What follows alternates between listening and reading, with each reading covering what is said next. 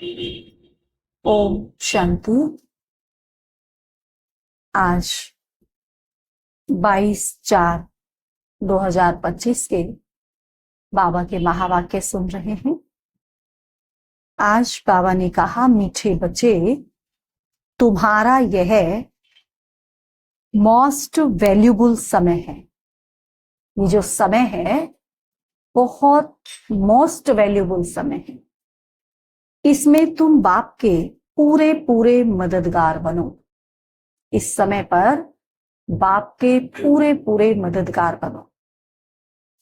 मददगार बच्चे ही ऊंच पद पाते हैं। जो इस समय बाबा के मददगार बच्चे बनेंगे वही ऊंच पद पाएंगे। प्रश्न है, सर्विसेबल बच्चे कौन सी बहानेबाजी नहीं कर सकते हैं? जो सर्विसेबल बच्चे हैं वो कौन सी बहानेबाजी नहीं कर सकते हैं? कौन सी बहानेबाजी नहीं कर सकते सर्विसेबल बच्चे?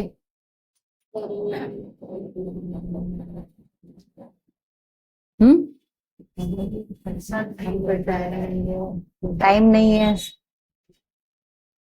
उत्तर है, सर्विसेबल बच्चे यह बहाना नहीं करेंगे कि बाबा यहाँ गर्मी है, यहाँ ठंडी है, इसीलिए हम सर्विस नहीं कर सकते हैं।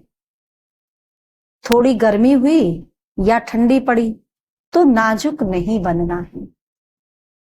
ऐसे नहीं, हम तो सहन ही नहीं कर सकते। इस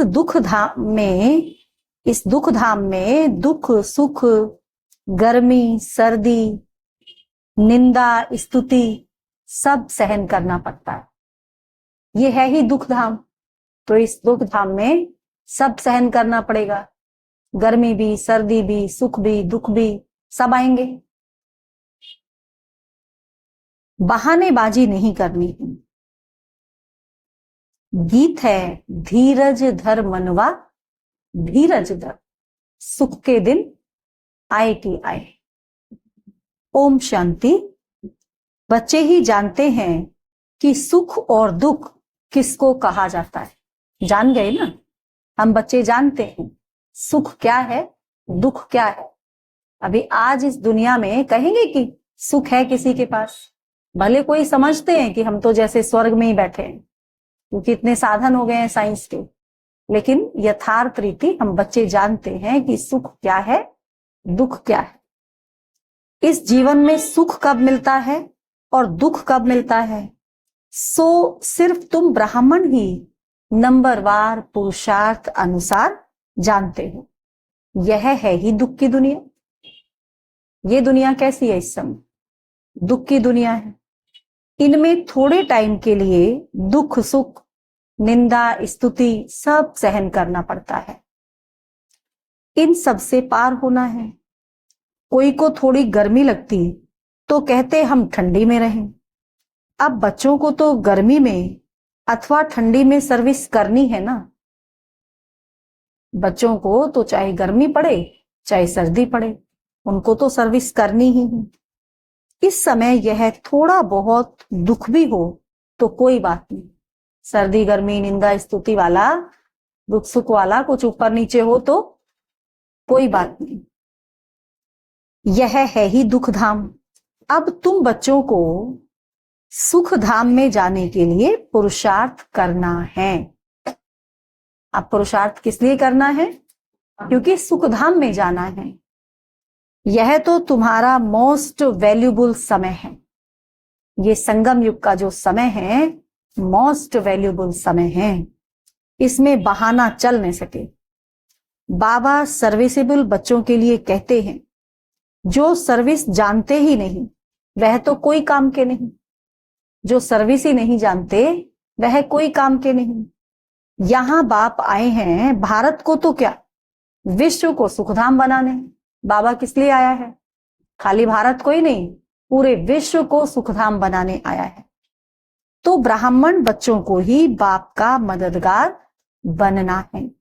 बाप आया हुआ है तो उनकी मत पर चलना चाहिए। बाबा आया है, हमको मालूम है, और फिर भी हम उनकी मत पर ना चले तो क्या है फिर? हम क्या कहेंगे अपने आप को? हमसे बुद्धू कोई है फिर?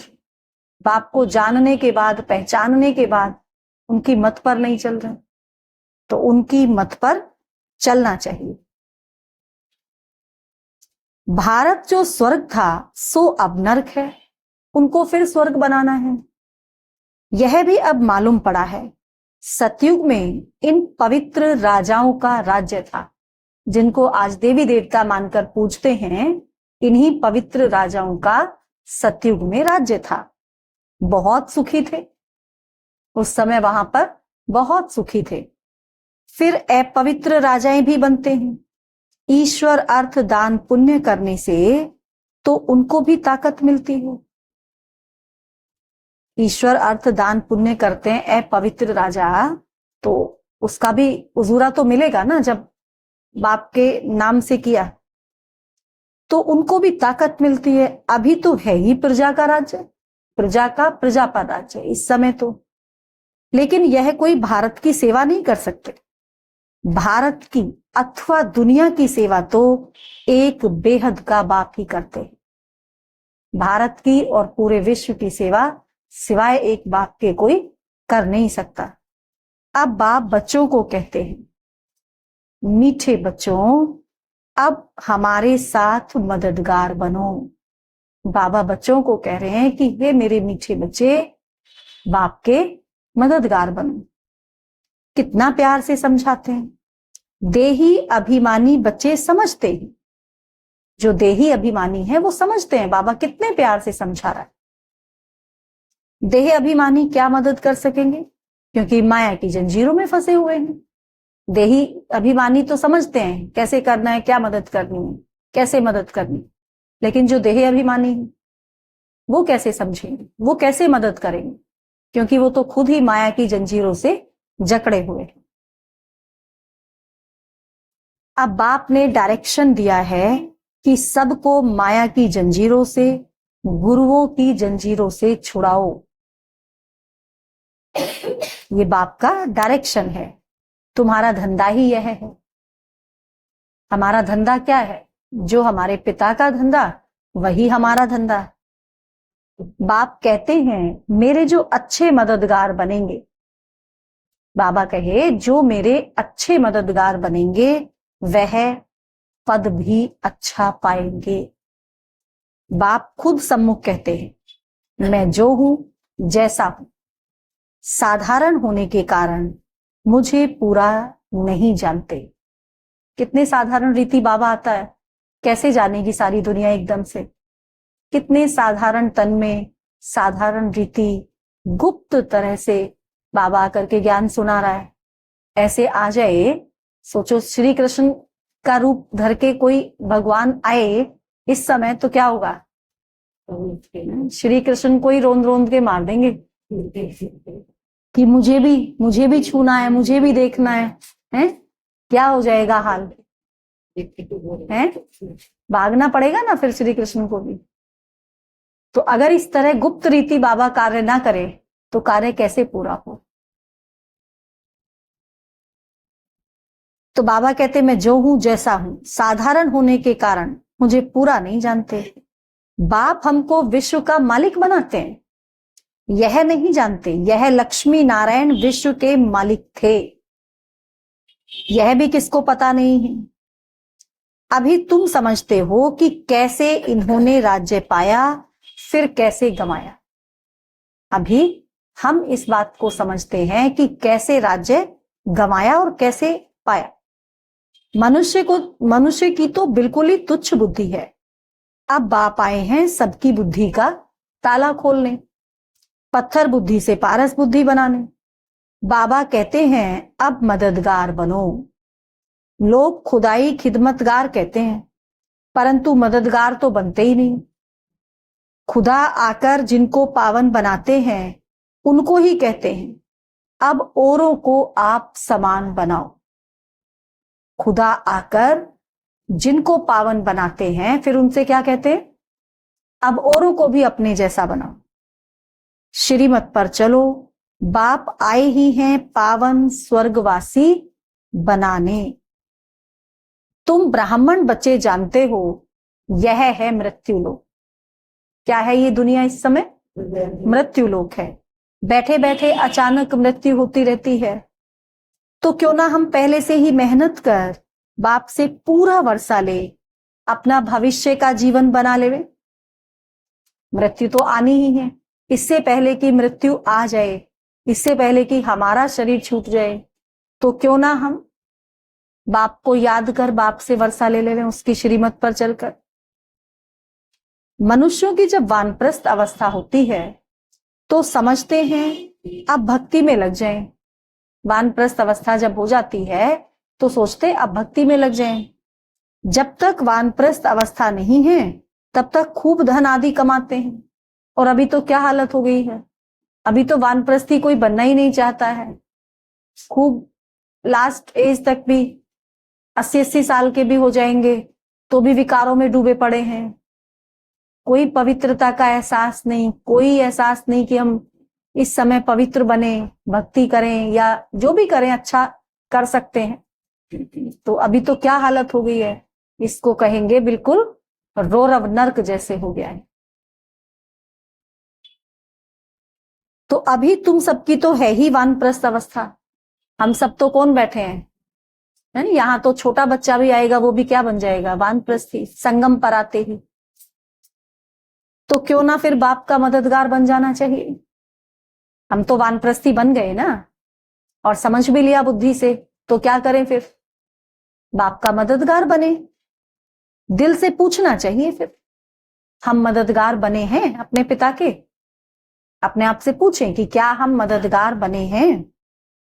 सर्विसेबल बच्चे तो नामी ग्रामी हैं, अच्छी मेहनत करते हैं, योग में रहने से सर्विस कर सकेंगे।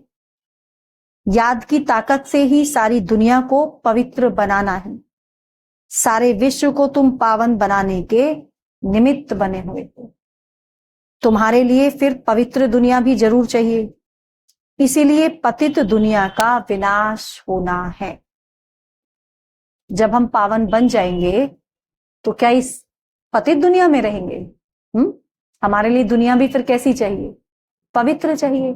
तो जब हमारे लिए दुनिया पवित्र चाहिए तो फिर इस दुनिया का क्या होगा? इसका तो विनाश होगा ना फिर। अभी सबको यही बताते रहो कि देह अभिमान छोड़ो।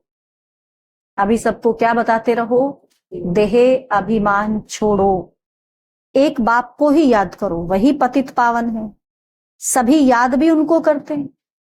साधु संत आदि सब अंगुली से ऐसे इशारा करते हैं, ऐसे ही इशारा करते हैं कि परमात्मा एक है और ऊपर है। इशारे तो यही हैं सबके, और वही सबको सुख देने वाला है। ईश्वर अथवा परमात्मा कह देते हैं, परंतु उनको जानते कोई भी नहीं। कोई गणेश को, कोई हनुमान को, कोई अपने गुरु को याद करते रहते हैं। अब तुम जानते हो वह सब हैं भक्ति मार्ग के, वह सब भक्ति मार्ग के। भक्ति मार्ग भी आधा कल्प चलना है। बड़े बड़े ऋषि मुनि सब नेति नेति करते आए हैं। रचता और रचना को हम नहीं जानते। बाप कहते हैं वह त्रिकालदर्शी तो है नहीं, बीज रूप। बाप कहते हैं वह त्रिकालदर्शी तो है नहीं, बीज रूप ज्ञान का सागर तो एक ही है। कोई भी कितना भी बड़ा ऋषि मुनि है, साधु महात्मा है, उसको कहेंगे कि वो त्रिकालदर्शी है? क्या वो जानता है तीनों कालों को, तीनों लोगों? तो बीज रूप ज्ञान का सागर तो एक ही है। वह आते भी हैं भारत में, शिव जयंती भी मनाते हैं और गीता जयंती भी मनाते हैं। तो कृष्ण को याद करते हैं। अब गीता जयंती मनाते हैं तो किसको याद करते हैं? कृष्ण को याद करते हैं। क्यों? क्योंकि वो क्या सोचते हैं कि गीता किसने सुनाई? श्री कृष्ण ने सुनाई। तो इसलिए वो तो गीता के समय पर फिर श्री कृष्ण को याद करेंगे। शिव को तो जानते नहीं, यथार्थ रीति जानते नहीं ना, क्योंकि शिव और शंकर को एक कर दिया उधर से। शिव बाबा कहते हैं पतित पावन ज्ञान का सागर तो मैं हूं। कृष्ण के लिए तो कह नहीं सकते। अच्छा, गीता का भगवान कौन? यह बहुत अच्छा चित्र है। बाप यह चित्र आदि सब बनवाते हैं बच्चों के कल्याण के लिए। बाबा ने इतने सारे सब चित्र आदि क्यों बनवाए? देखो, हम प्रदर्शनी लगाते हैं, कितना सहज होता है ना समझाना। ये चित्र बने हुए नहीं होते तो हम कैसे समझाते? मुश्किल होता ना फिर। तो बाबा ने किस लिए बनवाए ये चित्र आदि? बच्चों के कल्याण के लिए बनवाए हैं। कौन से बच्चों के लिए? आने वाले बच्चों के कल्याण के लिए, जो आएंगे। शिव बाबा की महिमा तो कंप्लीट लिखनी है। चित्रों पर शिव बाबा की महिमा कंप्लीट लिखनी है। सारा मदार इन पर है। ऊपर से जो भी आते हैं वह पवित्र ही हैं। ऊपर से कोई भी आत्मा फर्स्ट टाइम आती है वो पवित्र ही है। पवित्र बनने बिगर कोई जा नहीं सके। मुख्य बात है पवित्र बनने की। वह है ही पवित्र धाम जहां सभी आत्माएं रहती हैं। यहां तुम पार्ट बजाते बजाते पतित बने हो। जो सबसे जास्ती पावन वही फिर पतित बने। जो सबसे ज्यादा पावन थे लास्ट में आकर फिर वही सबसे जास्ती पतित भी बने हैं। देवी देवता धर्म का नाम निशान ही गुम हो गया है। बाकी सब धर्म है, सिवाय देवी देवता धर्म के बस चित्र बचे हैं। बाकी देवता धर्म बदल हिंदू धर्म नाम रख दिया है। तुम ही स्वर्ग का राज्य लेते हो और फिर तुम ही गंवाते हो। स्वर्ग का राज्य हमने ही लिया, फिर हमने गंवा दिया। हार और जीत का खेल है। माया ते हारे हार है, माया ते जीते जीत है। माया से हार गए तो समझो हार गए, और माया से जीत गए तो समझो अपना राज्य जीत लिया। मनुष्य तो रावण का इतना बड़ा चित्र कितना खर्चा कर बनाते हैं और फिर एक ही दिन में खलास कर देते हैं। दुश्मन है ना। लेकिन यह तो गुड़ियों का खेल हो गया। शिव बाबा का भी चित्र बनाए, पूजा कर फिर तोड़ डालते हैं।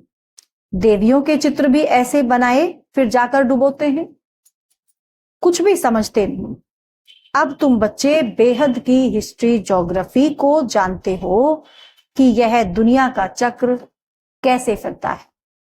जान गए। सतयुग त्रेता का किसको भी पता नहीं। सतयुग कैसा था, वहां कौन थे?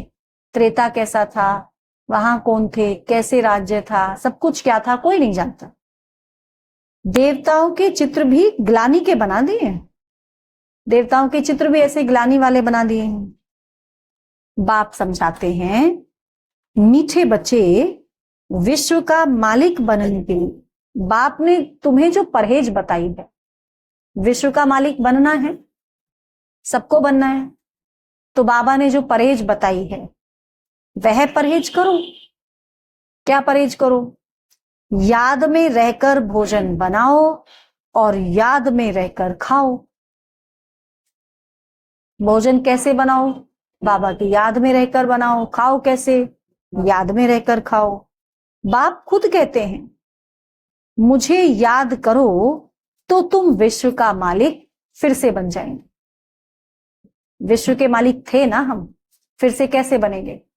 बाबा को याद करेंगे तो फिर से विश्व का मालिक बन जाएंगे। बाप भी फिर से आया हुआ है, अब विश्व का मालिक पूरा बनना।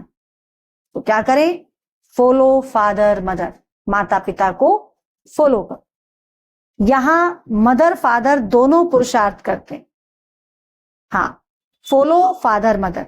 सिर्फ फादर तो ही नहीं हो सकता, ऐसे तो नहीं कि सिर्फ बाप ही होगा, मां नहीं होगी। सन्यासी लोग कहते हैं हम सब फादर हैं। जब कहेंगे आत्मा सो परमात्मा, तो इसका मतलब क्या हुआ कि हम सब फादर हैं? फिर तो यही हुआ ना। तो बाबा कहे वह तो रोंग हो जाता है। यहां मदर फादर दोनों पुरुषार्थ करते हैं, तो फॉलो मदर फादर, माता पिता को फॉलो करना है। ब्रह्मा बाप को और जगदम्बा सरस्वती दोनों को फॉलो करना। यह अक्षर भी यहां के हैं। अभी तुम जानते हो जो विश्व के मालिक थे, पवित्र थे, अब वह अपवित्र हैं। क्या बन गए? अपवित्र बन गए ना। लेकिन थे कौन? विश्व के मालिक थे, पवित्र थे। तो ये अपवित्र किसने बना दिया? माया का अटैक हुआ ना, तो अपवित्र बन गए। अब फिर से पवित्र बन रहे।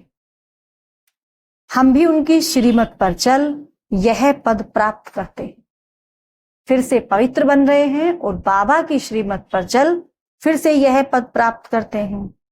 वह इन द्वारा डायरेक्शन देते हैं। किन द्वारा? ब्रह्मा बाप के द्वारा। तो उस पर चलना है। जो शिव बाबा ब्रह्मा बाप के द्वारा हमें डायरेक्शन दे रहे हैं, उस डायरेक्शन पर हमको चलना है। फॉलो नहीं करते तो सिर्फ बाबा बाबा कह मुख मीठा करते हैं। फॉलो करने वालों को ही सपूत बच्चे कहेंगे ना। जो माता पिता को फॉलो करते हैं, सपूत तो उन्हें ही कहेंगे। जानते हो, मम्मा बाबा को फॉलो करने से हम राजाई में जाएंगे। मम्मा बाबा को फॉलो करेंगे तो हम राजाई में जाएंगे। यह समझ की बात है। बाप सिर्फ कहते हैं मुझे याद करो तो विकर्म विनाश हो। तो क्या करना है? बाबा को याद करना है, अपने विकर्म विनाश करने हैं, पवित्र बनना है, विश्व का मालिक बनना है। तो क्या करना है? शिव बाबा को याद करना है। और क्या करना है? और माता पिता को फॉलो करना है। बस और कोई को भी यह समझाओ तुम कैसे 84 जन्म लेते लेते अपवित्र बने हो। सबको ये समझाओ कि कैसे 84 जन्म लेते लेते अब अपवित्र बने हो। बाबा कहे मुझे याद करो तो विकर्म विनाश हो।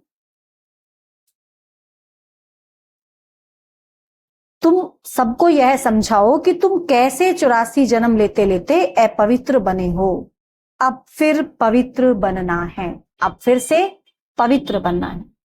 जितना याद करेंगे तो पवित्र होते जाएंगे। पवित्र कैसे बनेंगे? याद से। बहुत याद करने वाले ही नई दुनिया में पहले पहले आएंगे। जो ज्यादा याद करेंगे वही तो पहले पहले आएंगे ना नई दुनिया में। फिर औरों को भी आप समान बनाना है। अब ऐसे नहीं कि खुद ही बन करके बैठ जाना है। जैसे खुद हम पवित्र बने बाबा की याद से, तो ऐसे औरों को भी बाबा की याद सिखानी है, औरों को भी पवित्र बनने का रास्ता बताना है। प्रदर्शनी में बाबा मम्मा समझाने के लिए जा नहीं सकते। अच्छा लगेगा क्या? बाहर से कोई बड़ा आदमी आता है तो कितने ढेर मनुष्य जाते हैं उनको देखने के लिए कि यह कौन आया है। और इतना बड़ा ऑलमाइटी अथॉरिटी आया है तो वो जाए क्या समझाने? यह तो कितना गुप्त है।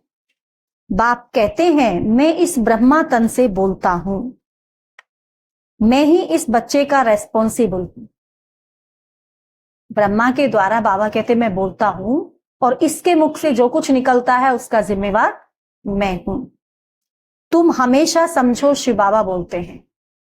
ब्रह्मा के मुख से जो कुछ भी निकल रहा है तो बाबा ने क्या कहा? क्या समझो? शिव बाबा बोलते हैं। वह पढ़ाते हैं। तुमको शिव बाबा को ही देखना है, इनको नहीं देखना है। उनकी भ्रकुटी में बैठे शिव बाबा को ही देखना है। अपने को आत्मा समझो और परमात्मा बाप को याद करो। हम आत्मा हैं, आत्मा में सारा पार्ट भरा हुआ है। यह नॉलेज बुद्धि में चक्र लगानी चाहिए। इस नॉलेज का बुद्धि में चक्र चलते रहना चाहिए। सिर्फ दुनियावी बातें ही बुद्धि में होंगी तो गोया कुछ नहीं जानते। दुनिया की बातें ही बुद्धि में चलती रहेंगी तो क्या कहेंगे? क्या जानते हैं? क्या समझ में आया ज्ञान? कितना समझ में आया? फिर समझ में आएगा तो यही बातें बुद्धि में चलेंगी। बिल्कुल ही बदतर है। अगर दुनिया वाली बातें ही बुद्धि में चल रही हैं तो क्या कहेंगे? बदतर है। परंतु ऐसे ऐसे का भी कल्याण तो करना ही है। स्वर्ग में तो जाएंगे परंतु ऊंच पद नहीं पाएंगे और सजाएं खाकर जाएंगे। फिर स्वर्ग में तो जाएंगे लेकिन सजा खाकर भी जाएंगे, जो किनकी बात कर रहे हैं बाबा, ये जो बाबा को याद नहीं करेंगे, इधर उधर की बातें करेंगे, ज्ञान का मनन चिंतन नहीं करेंगे और इधर उधर की बातों में ही बुद्धि लगाए रखेंगे, तो क्या होगा? ऐसा तो नहीं कि स्वर्ग में नहीं जाएंगे, जाएंगे। कैसे जाएंगे? सजा भी खाकर जाएंगे और फिर पद भी कम कर लेंगे, तो डबल नुकसान हो गया, सजा भी खानी पड़ी और पद भी खराब कर लिया। तो इससे तो अच्छा है ना कि बाबा में और ज्ञान में बुद्धि रमाए रखे। वह तो बाप ने समझाया है, अगर ऐसे करेंगे तो ऊंचा पद पा नहीं सकेंगे। एक तो सुदर्शन चक्रधारी बनो और बनाओ, एक तो सुदर्शन चक्रधारी बनो और बनाओ। अभी 5 स्वरूप का सुबह मैंने डाला, एक वीडियो सुबह में डाला, अभी 5 स्वरूप का, बहुत छोटा सा है, ज्यादा बड़ा नहीं है। तो दिन भर में अगर हम खुद से चलो नहीं कर पाते तो पहले हम वीडियो का सहारा लेके कर सकते हैं, धीरे धीरे आदत में आ जाएगा। तो बहुत शॉर्ट में ही और बहुत स्पष्ट तरीके से डाला है, तो उसको आप सुनेंगे 4-5 बार दिन में, उसको अगर रिवाइज कर लेंगे तो कितनी बार अभ्यास हो गया सुदर्शन चक्रधारी बनने का।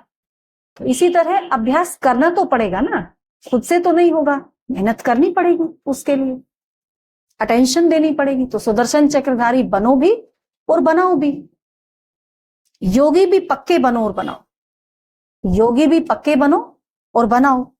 बाप कहते हैं मुझे याद करो, तुम फिर कहते हो बाबा हम भूल जाते हैं। बाबा कहते हैं मुझे याद करो और हम क्या कहते हैं? हम कहते बाबा भूल जाते हैं। तो बाबा ने क्या कहा होगा? क्या कहा होगा बाबा ने? बाबा ने कहा लज्जा नहीं आती ऐसा कहते हुए कि बाबा हम आपको भूल जाते हैं? लज्जा नहीं आती? बहुत है जो सच बताते नहीं है, ऐसे भी हैं याद भी नहीं करते और सच भी नहीं बताते। सच बताते नहीं हैं, भूलते बहुत हैं। बाप ने समझाया है कोई भी आए तो उनको बाप का परिचय दो। हमारे संपर्क में कोई भी आत्मा आए तो उसको कुछ ना कुछ तो गिफ्ट देकर भेजना है ना, क्योंकि हम कौन हैं? हम ब्राह्मण हैं, भगवान के बच्चे हैं। और कोई भी हमसे मिला तो हम उसको कुछ ना दें तो अच्छा लगेगा क्या? इतने रॉयल हैं हम, तो हमें कुछ ना कुछ देना है। वो परिचय भी नहीं लेना चाहते हैं, चलो हमने सुनाया, वो नहीं सुनना चाहते तो उनको सुख का, शांति का सकाश तो देकर भेजना है कुछ ना कुछ। अब 84 का चक्र पूरा होता है, वापस जाना है। 84 का चक्र अभी पूरा हो गया, अभी हमको वापस चलना है। राम गयो रावण गयो जाको बहु परिवार, जो आए हैं सबको जाना है। इसका भी अर्थ कितना सहज है। जरूर संगम युग होगा जबकि राम का और रावण का परिवार है, दोनों परिवार हैं इस समय। यह भी जानते हो सब विनाश हो जाएंगे, बाकी थोड़े रहेंगे। कैसे तुमको राज्य मिलता है वह भी थोड़ा आगे चल सब मालूम पड़ जाएगा। पहले से ही तो सब नहीं बताएंगे, फिर वह तो खेल हो न सके सारा कुछ एकदम बता दो। बाबा आया था तो बाबा ने आते से ही थोड़ी ना सारा ज्ञान दे दिया, धीरे धीरे दिया। तुमको साक्षी होकर देखना है, हर बात को साक्षी होकर देखना है। साक्षात्कार होते जाएंगे। इस 84 के चक्र को दुनिया में कोई नहीं जानते, कोई कुछ कहते हैं, कोई कुछ कहते हैं, लेकिन हम कितनी भाग्यवान आत्माएं हैं। हम 84 के चक्र को जानते हैं, 84 जन्मों की अपनी कहानी को जानते हैं। भगवान हमारा पिता है, हम उसकी पालना में पल रहे हैं। कितनी भाग्यवान आत्माएं हैं। नशा चढ़ना चाहिए ना नशा। अभी तुम बच्चों की बुद्धि में है, हम वापस जाते हैं। स्पष्ट है ना, बुद्धि में वापस जाते हैं। रावण राज्य से अभी छुट्टी मिलती है, रावण राज्य से अभी छुट्टी मिलती है, फिर अपनी राजधानी में आएंगे। रावण राज्य से छुट्टी मिली, कहां जाएंगे? अपनी राजधानी में जाएंगे। बाकी थोड़े रोज हैं, कितना समय है? थोड़ा सा समय बाकी है। यह चक्र फिरता रहता है ना, अनेक बार यह चक्र लगाया है। अब बाप कहते हैं जिस कर्म बंधन में फंसे हो उनको भूलो, गृहस्थ व्यवहार में रहते हुए भूलते जाओ। अब नाटक पूरा होता है, अपने घर जाना है। इस महाभारत लड़ाई के बाद ही स्वर्ग के गेट खुलते हैं। स्वर्ग के गेट कब खुलेंगे? महाभारत लड़ाई के बाद खुलेंगे। इसीलिए बाबा ने कहा है यह नाम बहुत अच्छा है। कौन सा? Gateway to heaven. ये नाम बहुत अच्छा है, गेटवे टू हेवन। कोई कहते हैं लड़ाइयां तो चलती आई हैं, पहले भी चली थी, अभी भी चल रही हैं, चलती रहेंगी। बोलो, मूसलों की लड़ाई कब लगी है? ऐसी लड़ाई कब लगी?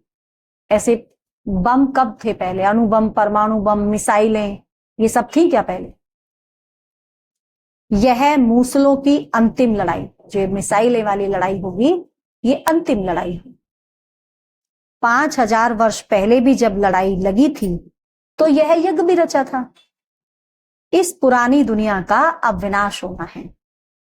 नई राजधानी की स्थापना हो रही है, और जब नई राजधानी की स्थापना का कार्य पूरा हो जाएगा तो फिर पुरानी का क्या करेंगे? पुरानी तो विनाश होगी ना। तुम यह रूहानी पढ़ाई पढ़ते हो राजाई लेने के लिए। तुम्हारा धंधा है रूहानी, जिस्मानी विद्या तो काम आनी नहीं है, शास्त्र भी काम नहीं आएंगे, तो क्यों ना इस धंधे में लग जाना चाहिए। बाप तो विश्व का मालिक बनाते हैं, विचार करना चाहिए कौन सी पढ़ाई में लगे। हमको विचार करना चाहिए कि हम कौन सी पढ़ाई में लगे।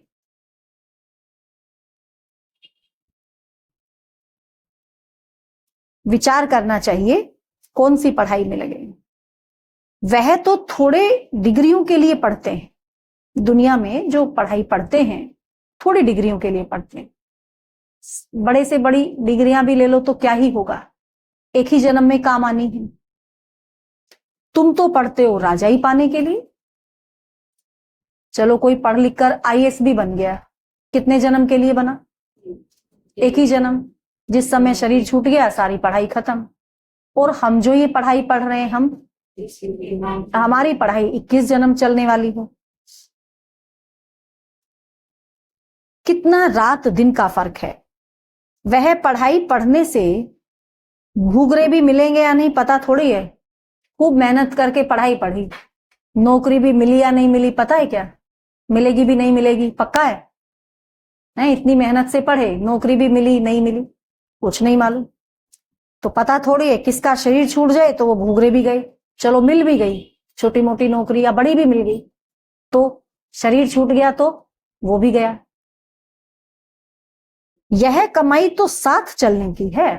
ये जो हम यहां कमाई कर रहे हैं, बाबा जो हमको पढ़ाई पढ़ा रहा है, बाबा जो हमको कमाई कमा रहा है, कमाई करा रहा है, वो तो साथ जाने वाली है। मौत तो सिर पर खड़ा है। पहले हम अपनी पढ़ाई पूरी कर लें। यह कमाई करते करते दुनिया ही विनाश हो जाती है। तुम्हारी पढ़ाई पूरी होगी तभी विनाश होगा। बाबा ने कहा तुम्हारी पढ़ाई जब पूरी हो जाएगी तब विनाश हो जाएगा। तुम जानते हो जो भी मनुष्य मात्र हैं उनकी मुट्ठी में है भूगरे, उसको ही बंदर मिसल पकड़ कर बैठे हैं, है ना। मेरे पास ये प्रॉपर्टी, मेरे पास ये प्रॉपर्टी, पकड़ कर बैठे।